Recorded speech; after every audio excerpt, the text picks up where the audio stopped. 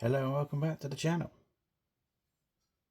In this video we're going to be reviewing the new EFE Rail LSWR SR Adams T3, which is an engine that I've had on my list to get for quite some time. And I picked this one up at the Swanage Railway Model Railway event, as I got in there at 9 o'clock on the Saturday to go and get it, so I could have it on my layout all day. So with that, this is the box to get. This is one of my first few engines that I've got from EFE. So we'll just have a quick look at the box. So you got a bit of info about EFE themselves.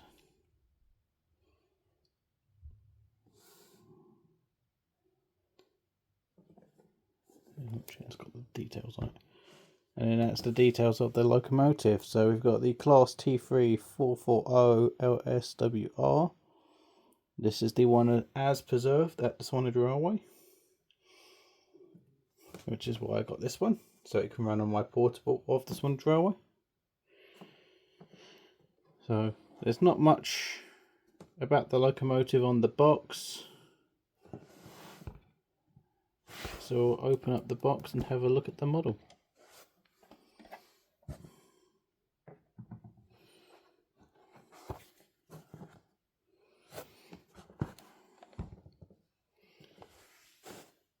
So on opening the box, you get the view of the model in her packaging. Now I have had her out and running. I've also now sound checked her, so we've got the manual from EFE. So you can add the traction tyre wheel, which I have done, to give it the extra grip, as it was required during the weekend. You can add the guide irons, or guard irons. I've not added those because they restrict the wheel turning, same as the little covers. There's only 2 of those in my one, but again, they're suggested for display purposes. You got the NEM coupler on the front. It comes with the blanking plug on the front, but I was able to put that on and use it for a coupler. Then it talks about the 4 screws to gain access to the tender.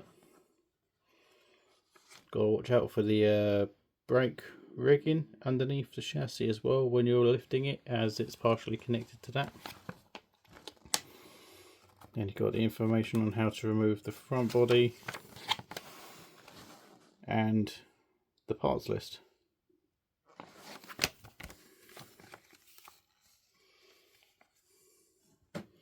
So I'll put it to the side. So the other bit of paper I've got is for my sound module that I installed afterwards. So I got the Locoman Sounds Adams T3.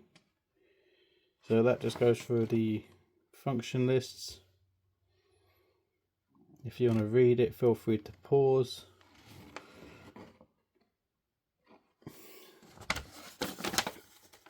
And I keep that with the engine as well. Also in the pack we get our detail pack. So that's the original wheel that was on the engine. And you got all the other bits like blanking plug. I'll actually have a look at a few of these other things.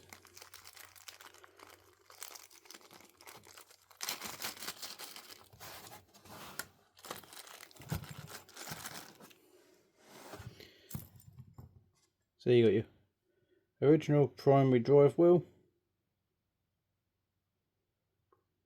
which she took one trip down the layout with and I swapped out.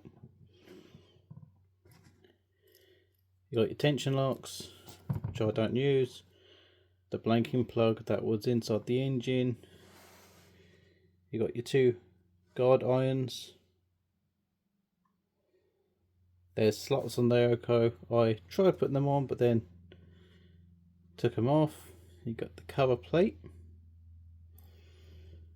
You got a couple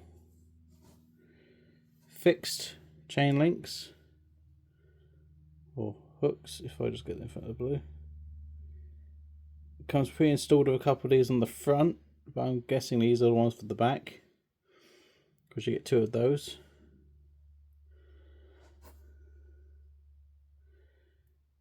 And then you have the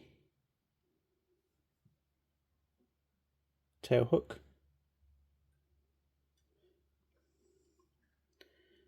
As well as the arch covers. And I'm guessing these are for the cylinders on the outside. Pre-installed ones have the flat edge.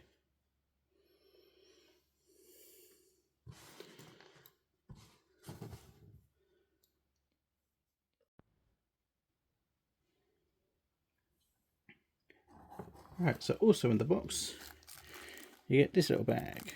Now I've already gone through this, so you got your diamonds and your circle head codes, so they've even got little slots in the back to where they go onto the lamp irons.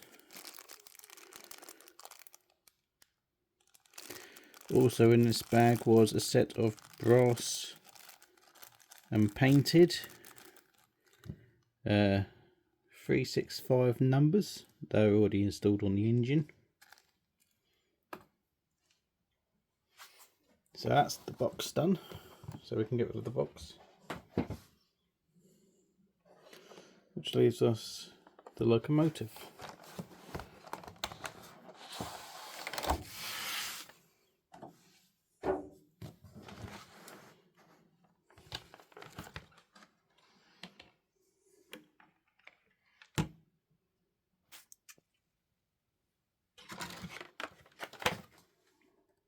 Right, so now that we've got the locomotive out of the box, let's get you a slightly zoomed in look. So we've got the more shiny brass plates on the numbers. Haven't really done too much to detail wise with this engine, so I've got a head code that they was running at Swanage, as well as a single diamond on the tail, and I've got my KD couplers installed front and tail, so you can see all the detail on that front of the engine.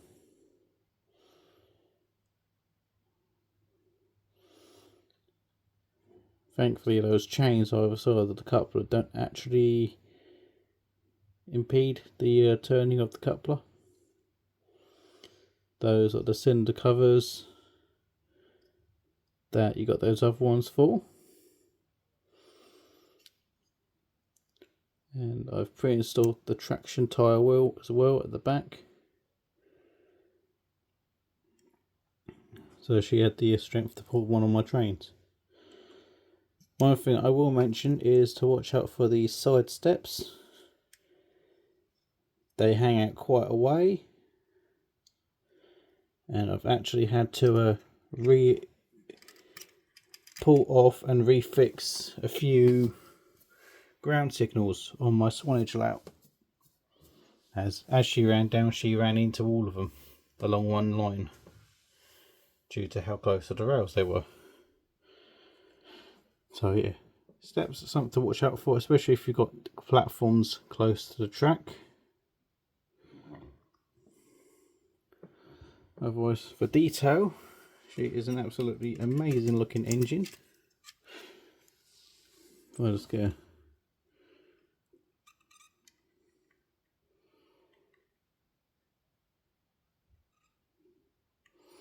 and then when we look at the tender,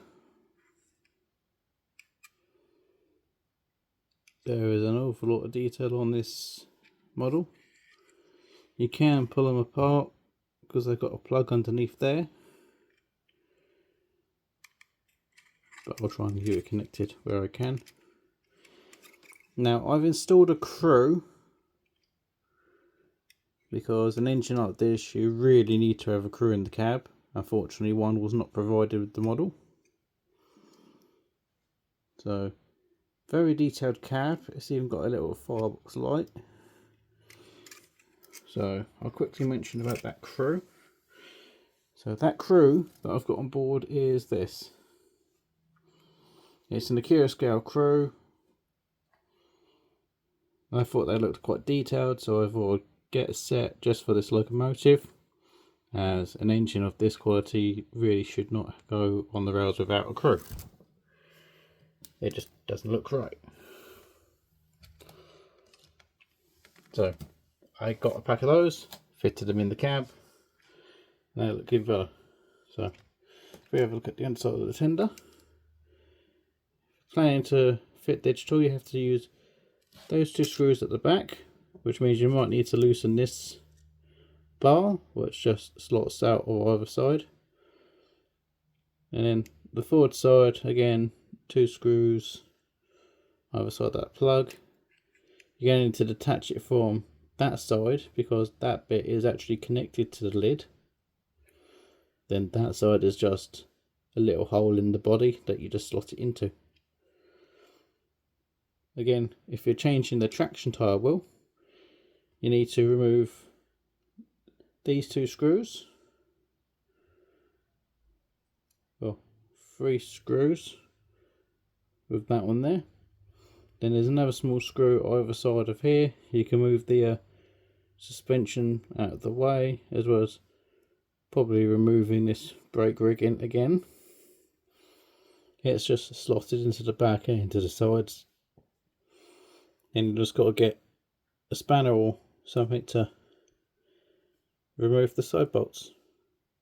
Took me about 15 minutes to accomplish at the show, so not really that long. Otherwise, pickup is pretty good on the model. Motor runs very smoothly. Pretty much all details that you can see on the model were on the model as factory.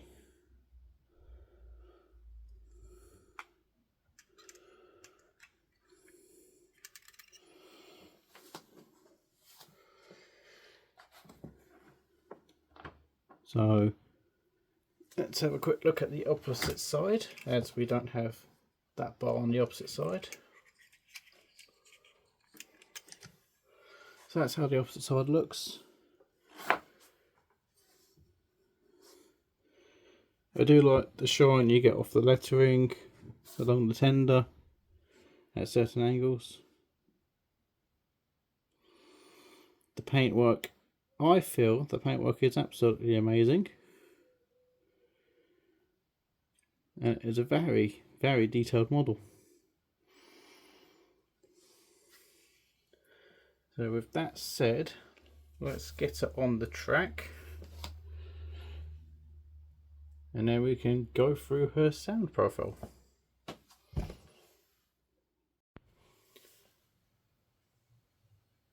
Right, so now we're on the track, let's get it fired up.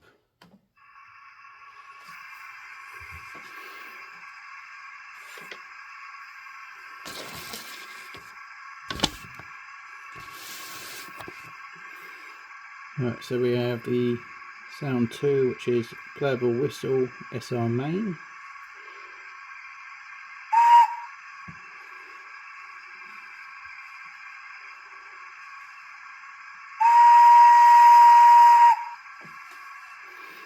And the longer it goes, the longer you hold it.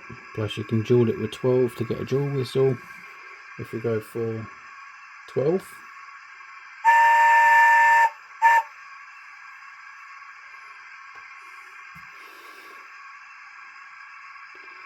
Function 3 is the short whistle, as well as the ability to dual them with 12 again, so without 12. And then with.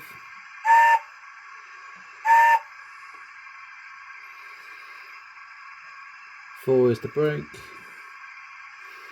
which will only activate when you actually brake.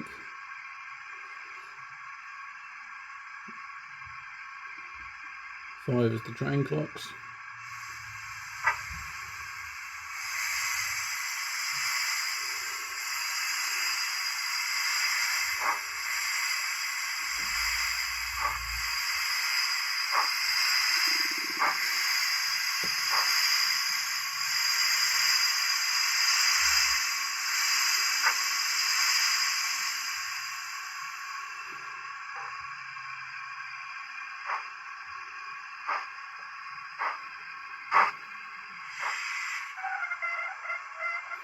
That's the brakes. And 6 is a fancy whistle, which can also be dualed.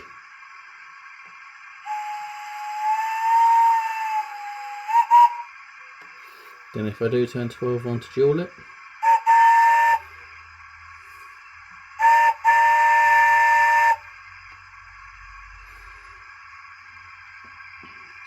okay, so 7 is a dual aspect one, so when stationary we have doors closed plus guards whistle. Then when moving we have the flanges, so it's better to set this one to a switch. So when stationary,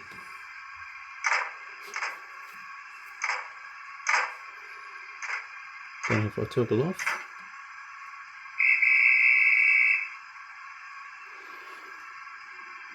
and for the other aspect, if I roll it forward,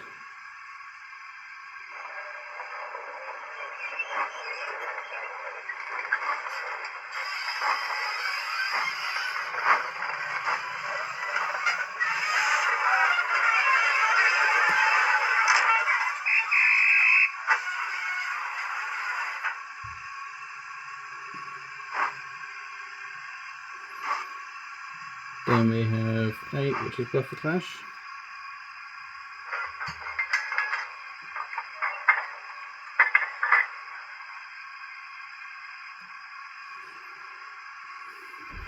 Nine is force coasting, so it'll just coast the engine when you're trying to accelerate. 10 is coal shoveling, which also lights up the firebox.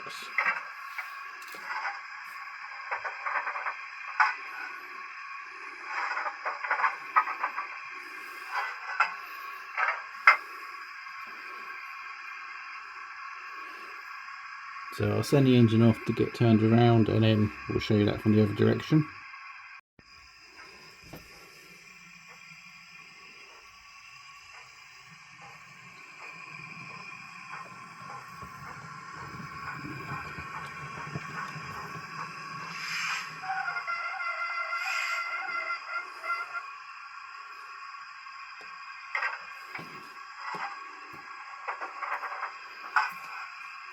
So that's the firelight from the other direction. That's a pretty bright light. The rest of the sounds we'll be doing in reverse.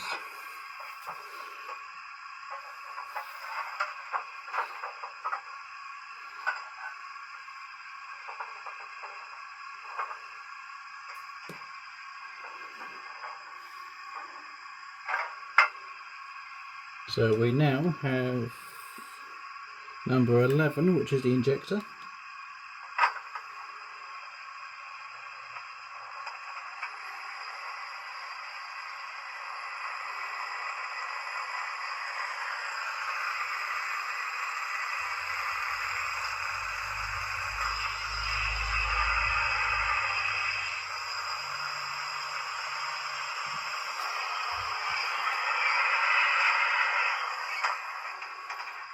Twelve is the dual whistle toggle, which affects other whistles but doesn't have a whistle itself.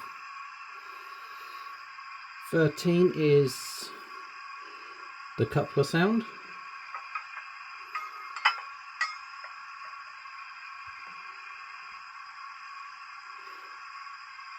Then moving on to 14, which is a whistle with an echo.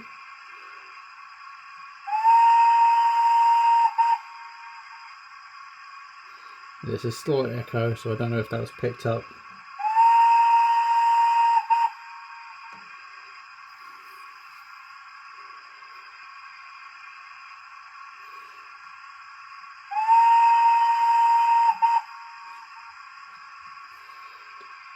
Moving on to 15, which is our safety valve.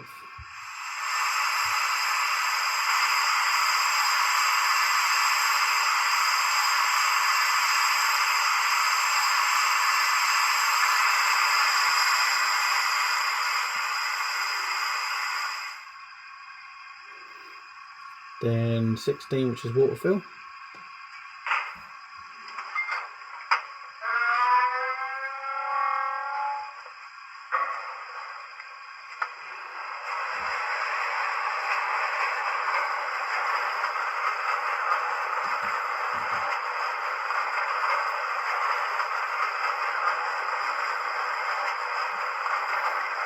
And toggle it off.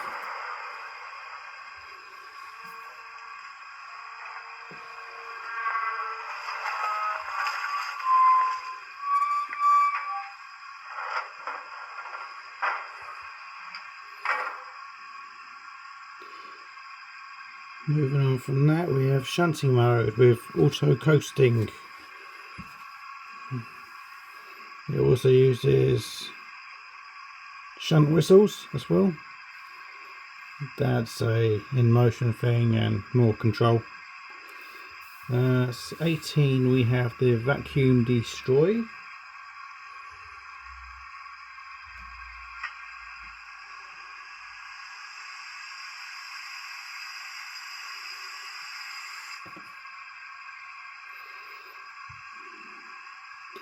$19 is the volume control. I don't have that one enabled. $20 is the big ejector.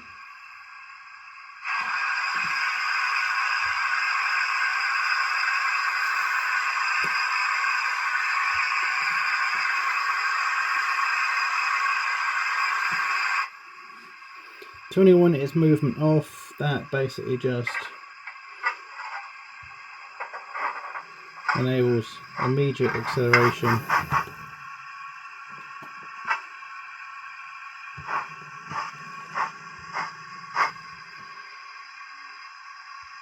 $22 is to turn off the brake squeal when you come to a stop, and $24 is heavy mode, which slows down acceleration and deceleration as well as provides a heavier chuff.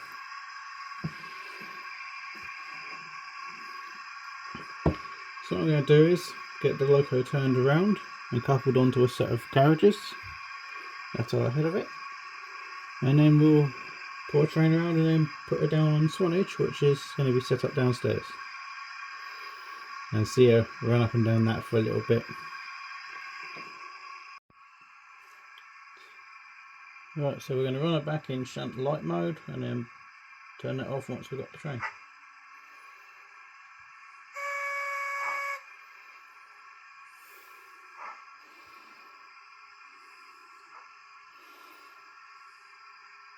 We also now have the shunt whistles.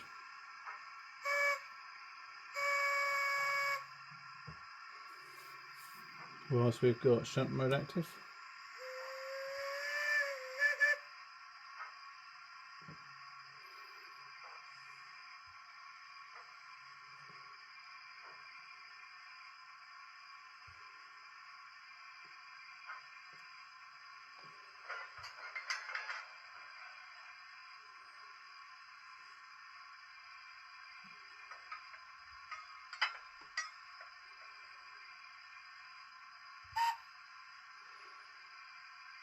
So let's enable heavy mode.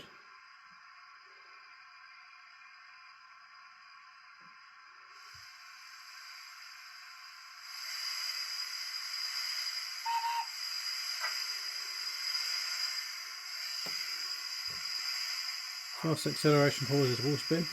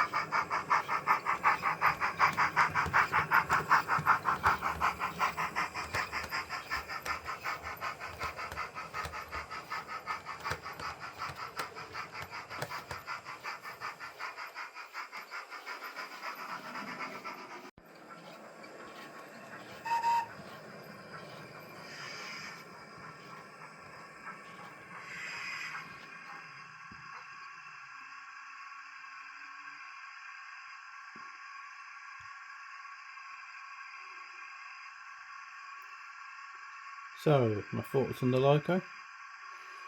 Well, she's highly detailed, runs smoothly,